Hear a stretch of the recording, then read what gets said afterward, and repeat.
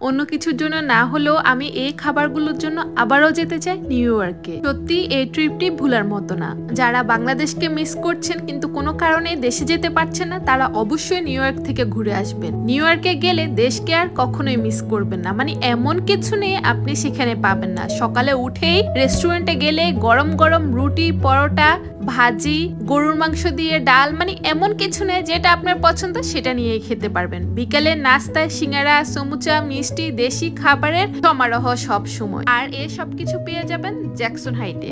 আমি তো এখানে একবার না বারবার যেতে চাই, 1000 বার যেতে চাই। সন্ধ্যা হলে যেন পুরো জ্যাকসন হাইট ঢাকার মতো জমজমাট হয়ে পড়ে। চারোদিকে ছোট ছোট টঙের দোকান, সেখানে চটপটি, ফুচকা, ঝালমুড়ি, বেলপুরি, চাপ সবকিছু বিক্রি হয়। আপনার কোনো রেস্টুরেন্টে যাওয়ারই দরকার পড়বে না। রাস্তায় দাঁড়িয়ে আপনি মজা করে খেতে পারবেন বাংলাদেশের মতো যে কোনো খাবার। আর দোকানগুলোতে মানে রেস্টুরেন্টগুলোতে ঢুকলে তো খাবারের সমারোহ।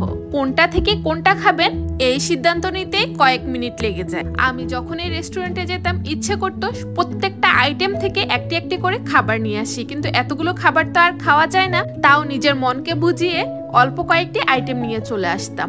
দেশি পিঠা, মিষ্টি, বাটার বন, সিঙ্গারা, সমুচা, কাবাব, ঝালপিঠা, এমন কিনে মোরগ পোলাও, বিরিয়ানি, ভর্তা, ভাজি, মানে যা ইচ্ছে তাই খেতে পারবেন।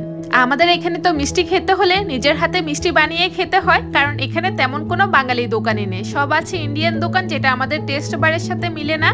আর নিউ ইয়র্কে যে কোনো মিষ্টি খেলে মনে হবে যেন দেশে বসে আমি কোনো মিষ্টি খাচ্ছি। দেখুন সেখানে মুরালিও পাওয়া যায়, হাতে বানানো এত সুন্দর সুন্দর পিঠা সবকিছুই কিন্তু আপনারা পাবেন।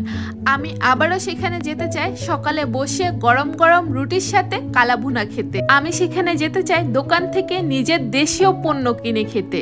কেউ যদি দেশকে মিস করে থাকেন, দেশীয় খাবার মিস করে থাকেন, তাহলে অবশ্যই নিউ ইয়র্কে ঘুরে আসবেন।